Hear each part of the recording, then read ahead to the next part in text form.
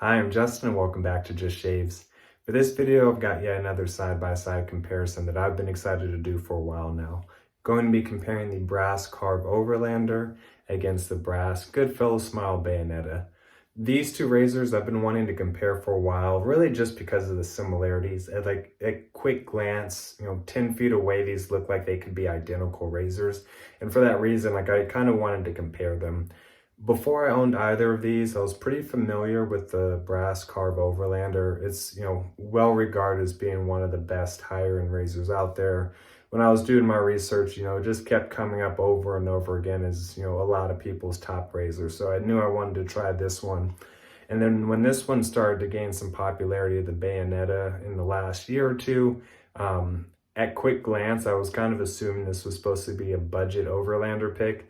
However, that's, the finish and the materials kind of where the similarities die. So both of these are brass CNC machined in our bead blast finish. So again, the finish looks almost identical. However, there are a number of just design differences that I wanted to speak to here. But before getting into the design differences, let's talk about price. The Karve Overlander is listed for 150 Canadian. And that converts to about $110 US right now. Factor in shipping, you're looking at around $125, $130 to have one of these shipped to your house in the US. The Bayonetta, on the other hand, is listed for $58 US right now. And I actually got this one on Amazon from the Goodfellas Smile store for just right under $50. So this one's definitely budget priced. This one, especially when we're talking about brass, which is one of the typically cheaper metals to machine, the pricing of this one coming in over $100 puts it very much in the premium tier. On to build quality. Build quality, I think, is another thing that's really obvious to see once you have the two razors in your hand. Glancing by 10 feet away, they look the same, but up close and personal, the finishing and all the machining details here on the handle of the Karve, in my opinion, far exceeds the Bayonetta. This one, again, premiumly priced, but the finishing and the machine quality, that's just, it's evident once you're holding it. I think this one's on par with, its premium pricing. At the premium price, once you're holding this razor, it doesn't feel like you got gypped at all. Like you're getting a very premium razor. That's not at all a knock against this Bayonetta, especially for the price. This one I do think is, build quality probably exceeds its $50 price tag. However, there's definitely a difference between these two. So, just looking at build quality alone, there's a significant difference that I'm able to pick up on holding these in my hand. The other thing that's kind of hard to quantify or put numbers to, but when you're just putting this razor together, the three pieces of the Overlander just slide together so much smoother than anything else I've ever used. Certainly more so than a Bayonetta, and that's not a knock against the Bayonetta, especially for the price point. I think this is also a fantastic option. Very well built, but there is a quality difference that you're getting for the extra dollars with the Overlander. Just jumping into some of the specs here now. Overlander is going to come in at 110 grams. Bayonetta is going to come in at 99 grams. So solid brass, both are on the beefier end of things. I think the Overlander probably gets a good chunk of that extra 10 grams in the handle. Handle's not much longer, but this is 90 millimeters long, whereas this one I believe is either 87 millimeters long on the Bayonetta. In my hand personally, they kind of feel comparable. However, the balance of the Overlander, in my opinion, is it's much better. Better than most other razors I'm holding. Nothing wrong with the Bayonetta, of course, but I prefer the feel of the Overlander in my hand. Jumping into some of the rest of the specs, we covered the weight. Weight, in my opinion, is comparable. However, there is a 10 gram difference. The Overlander is going to come in with a 0.73 millimeter blade gap, and then the blade exposure is going to be 0.07 millimeters. On the other hand, the Bayonetta, the blade gap is going to be 0.65 millimeters, so actually a smaller blade gap than the Overlander has. However, the blade exposure is going to be 0.15, so has pretty much double the blade exposure.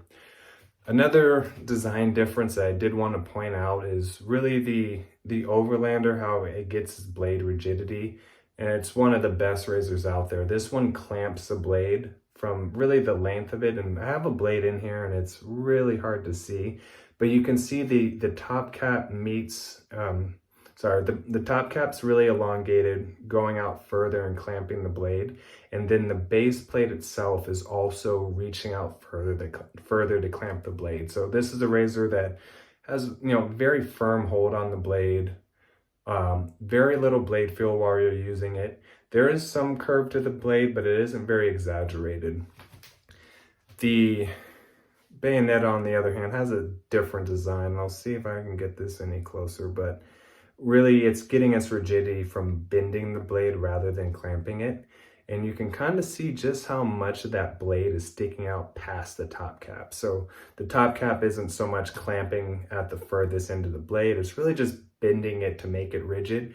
And then the base plate itself, it's it's supporting part of the blade, but it's not supporting as far out. With these differences, one of the main things is just the head of the razor is going to be taller on the Bayonetta to allow for that curve. This one is going to be flatter, a little bit easier to get into the nooks and crannies of things. Bayonetta, another thing that's worth pointing out is I like shaving with a really shallow angle. If you go too shallow because of how exaggerated the curve is, the blade's not going to be engaged. So shallow on this razor is actually going to feel more like a steep angle on other razors. So not a plus, not a minus, it's just a fact of this razor that I think is just something to keep in mind as you go through it. I've done quite a few shaves with both of these. In terms of performance, they're really in two different classes in my opinion. This is going to be one of the most mild, comfortable razors out in the market. What makes this one so special is despite how comfortable it is, it's more efficient than it feels like it should be. This is definitely one of the razors that I would put in that unicorn category where, the performance relative to the comfort, like that ratio is just spot on. Even if you like more efficient razors, I think this is one that'll maybe 8 out of 10 shavers out there in the world can appreciate because it's, again, one of the most comfortable, yet it actually performs well at the same time. Bayonetta, on the other hand, I would categorize this as more of a medium razor. There is quite a bit of blade feel, but it has really solid efficiency. So this one won't be for everyone because there's going to be a lot of mild, low efficiency preferred shavers out there that this might be too much razor.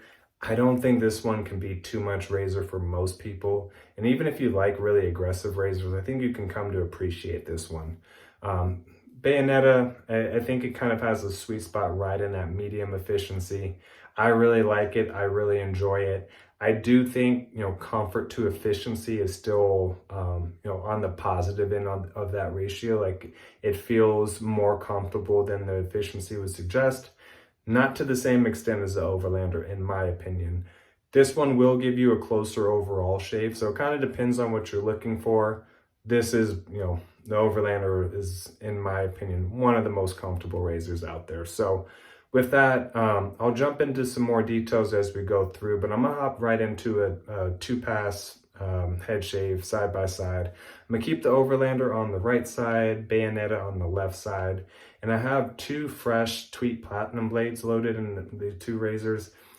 Tweet Platinum, in my opinion, is just kind of a middle of the road blade, not too sharp, not too mild, good balance feel. And I'm just going to go ahead and jump right into it. So I'll pause right here and I'll get lathered up. All right, I'm all lathered up. Let's jump into it. Gonna go with the Karve Overlander on the right side of my head.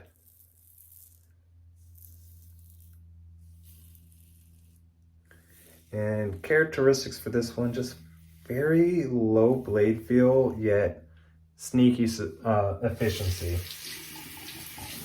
Now, there's a couple times where I'm using it and I'm, about to get upset with myself because I think I don't have the angle and I'm just scraping lather off my head. Then I go to rinse and all my hairs are there. So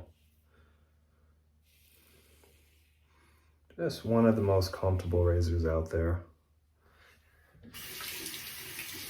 And I've used quite a few.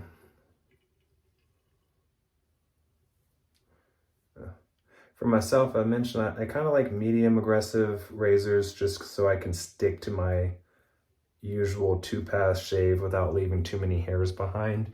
But every once in a while, I do like going for, a more comfortable shave. And then this one kind of checks both the boxes for me because it's that mild, comfortable shave, yet I'm still getting the efficiency I'm looking for at the end of the day.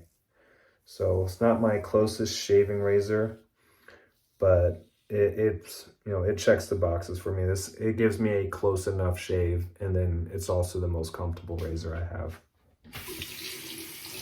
Only one I can probably say is similar in terms of low blade field would be the Colonial CR7. However, with this one being brass versus the CR7 being aluminum, I do think the extra weight kind of helps mow through your hairs and makes for a smoother overall experience. But, CR7 is probably the only other razor I'd say is close in terms of having very low blade feel, yet having the efficiency I'm looking for. So I'll toggle over to the Bayonetta side. And because I can, I'm just going to touch up my lather real quick.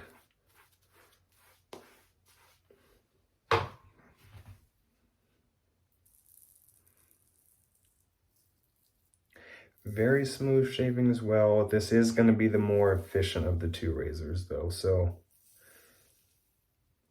this one's kind of like right in my sweet spot in terms of efficiency, but this can certainly be too much razor for some shavers out there.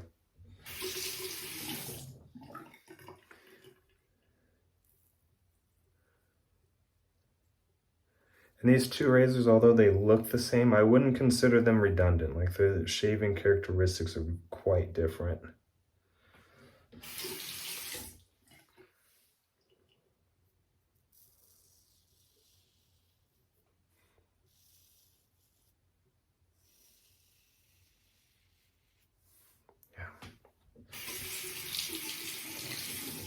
I mentioned with this razor having kind of a more exaggerated bend than most other razors have, finding your ideal angle is just going to be a little different on this razor. But, only using this a few times, I was able to find what I think is the optimal angle pretty easily.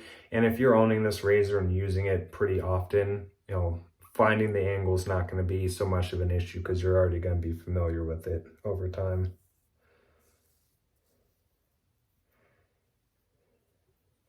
But certainly for 50 bucks, this is a really awesome budget pick razor.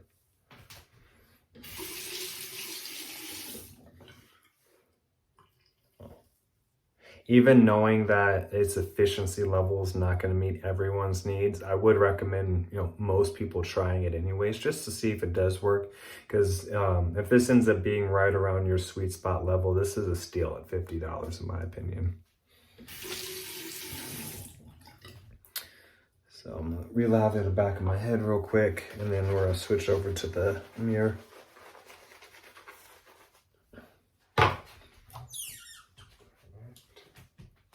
So Overlander again on the right side.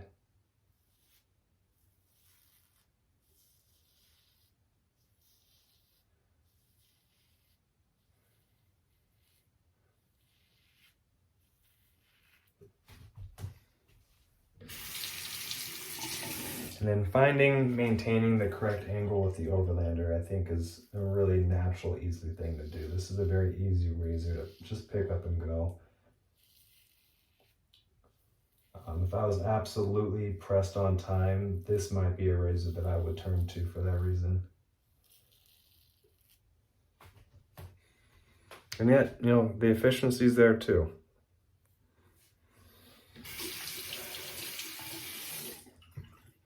So Bayonetta for the left side.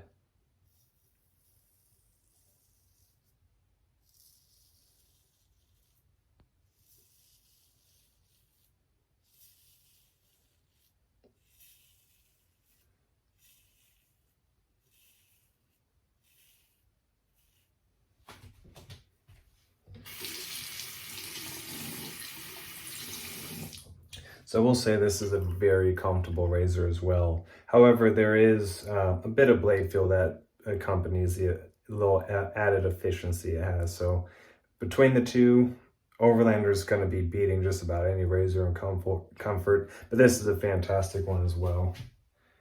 But they do shave differently. Like if I had a blindfold on, I would be able to tell these two razors apart.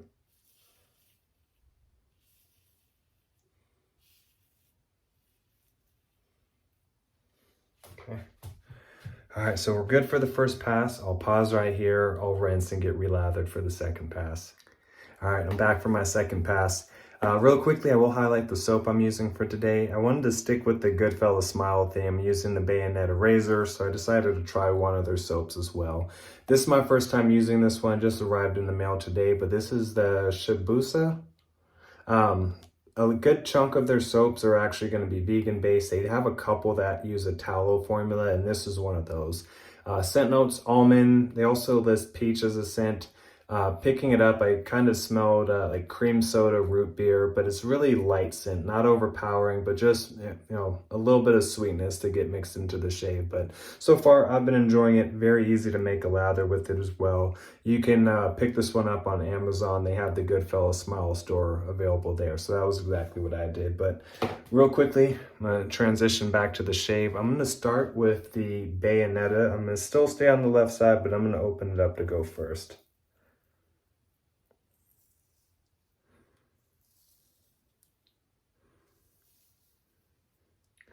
So overall, this is, again, just a very easy, smooth shaving razor.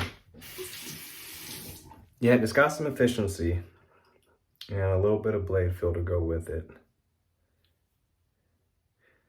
But at $50, like, I can't really think of any better picks at that price point. Not similar to this one, but I'd also recommend the Razor Rock Game Changer. That one comes in around $55, so close to this price point. And aside from the Game Changer, like, I really can't think of that many other solid CNC machine razors that also perform well at that price point.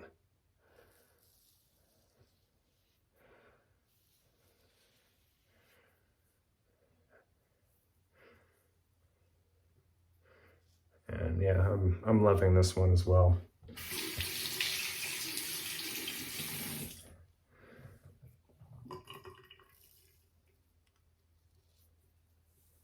Okay.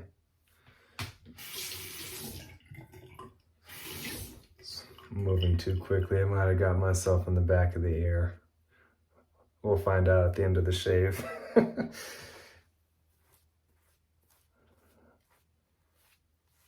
The Overlander, as I've been saying over and over again, one of the most comfortable razors, but it also feels like one that can't bite you. Like, I can throw any blade in here. I don't really have to pay very much attention to my technique at all when I'm using this. And then on top of that, it sneaks up and has the efficiency I'm looking for at the end of the day.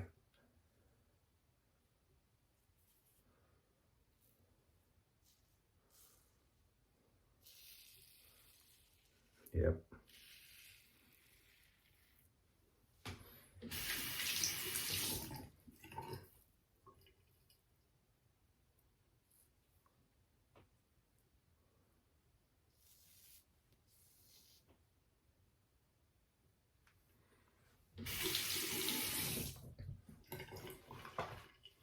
Okay, relather the back of my head and we'll be approaching the finish line shortly. Bayonet on the left side still.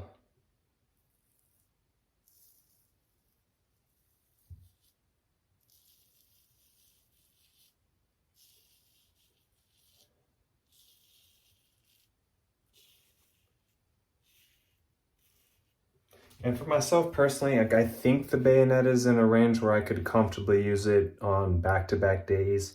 The Karve Overlander, on the other hand, I know I could use that anytime. Like, the Karve Overlander would be a razor I picked up if I already had some irritation that I was trying not to make worse.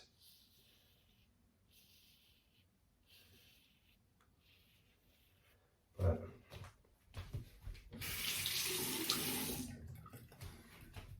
back to the Overlander.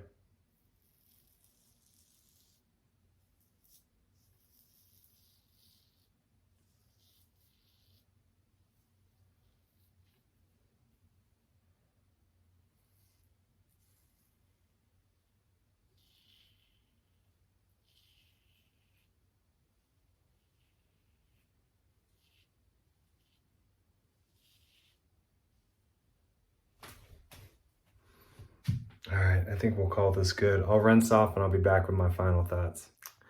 All right, I'm back with my final thoughts. Main takeaway is I'm quite happy with both razors, to be honest with you. Bayonetta side was a little bit closer, which was to be expected, especially with having used it before. Like I already knew that this was going to be the more efficient of the two razors. Efficiency again comes from it just having a pretty much double the blade exposure of the Overlander. However, the Overlander is just one of the most comfortable razors out there. They call it the Goatlander for a reason. Like, this really is one of the best razors out there, period. This one, however, I think really held its own, especially at the price point for $50. Anytime you can take a $50 razor and compare it to one that's, twice the price, it's really speaking volumes of the the budget pick here. So Bayonetta, I think everyone should give it a try, especially at the $50 price point. It won't be for everyone. I think the medium efficiency is going to be a little bit much for some shavers out there. However, I think it's worth trying it to really find that out. Overlander, if you're able to get your hands on one of these and you have the funds to be able to do so, I think this is one that just about any shaver out there can really appreciate. Even if you like more medium to even efficient razors, every once in a while you're going to want to pick up something smooth, comfortable, that you can kind of just, rip and run with and not have many concerns, many worries, and then it's also going to just be more efficient than it feels like it's supposed to be. So main takeaway, I did like both of these. If I had to pick one, I'd probably pick the Overlander. Just again, the performance, I think just comfort to efficiency is just special with this razor. That said, this one's really solid, especially for the price point. So with that, I'll call this job well done, and we'll see you guys on the next video. Thanks, everyone.